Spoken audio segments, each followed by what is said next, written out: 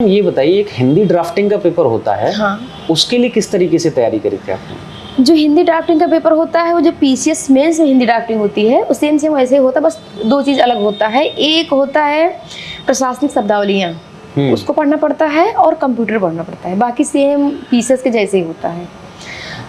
तो उसके लिए मैं ये कहूँगी कि जो लेटर होता है वो क्या कहते हैं कि आप मार्केट में जो बहुत सारी बुक्स आती हैं सब लिख कन्फ्यूज ना होइए। एक कोई लीजिए, जैसे मान लीजिए कि इस टाइम मार्केट में सबसे अच्छी लेटर का जो वो मिलता है, पैटर्न मिलता है, वो एस कुमार का है।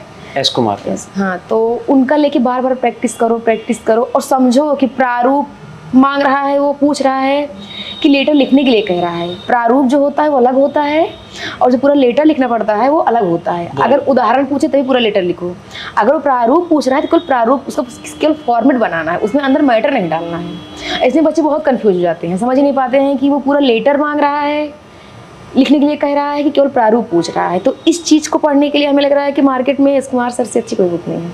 उनकी बुक में पीछे दिया गया है, जैसे मान लीजिए जो जब प्रीवियस पेपर आए हैं उसमें अगर प्रारूप पूछा है या फिर उदाहरण पूछा तो उन्होंने समझाया है कि यहाँ आपको केवल ऐसे लिखना था, यहाँ आपको ऐसे लिखना था। उसको पढ़ के बच्चे अच्छे समझ सकते हैं।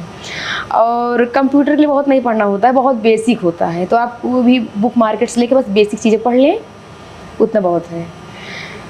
और क्या कहते हैं कि टाइम बहुत मायने रखता है। कि मेरा 2 बार सिलेक्शन नहीं हुआ, तो जहाँ तक मुझे लग रहा है कि मैं टाइम नहीं मैनेज कर पाई थी। तो आप बार बार रूम पर प्रैक्टिस करें या फिर टेस्ट सीरीज ज्वाइन कर लें, जो भी करें, अपने टाइम को मैनेज करना सीखिए, नहीं तो फिर नहीं कर पाएंगे। क्योंकि इसमें जो स्पेस होती है काफ़ी बहुत कम होता है और टाइम भी कम रहता है, आपको उतने में ही लिखना है। अगर आप पहले से नहीं प्रैक्टिस करें तो आप चीज़ों को मैनेज नहीं कर पाएंगे। बिल्कुल बिल्कुल। अच्छा, तो आपने जैसे आपने बताया दो अटेम्प्ट में नहीं हुआ था, तो तीसरे अटेम्प्ट में आपने कैसे टाइम मैनेज किया? तीसरे अटेम्प्ट में मैंने बस टाइम मैनेज किया, बाकी चीज़ें सेम वही थी। बस हम मतलब कि 2 बार दिए, दोनों बार देखा कि मेरा टाइम ही कम पड़ गया। तो आपकी बार मैंने प्रैक्टिस कर बार हमने प्रैक्टिस की वो, और टाइमली एकदम घड़ी से देख के हमको इतने मिनट में ये काम ये लिख लेना है, इतने मिनट में ये लिख लेना है, इस टाइप किया था।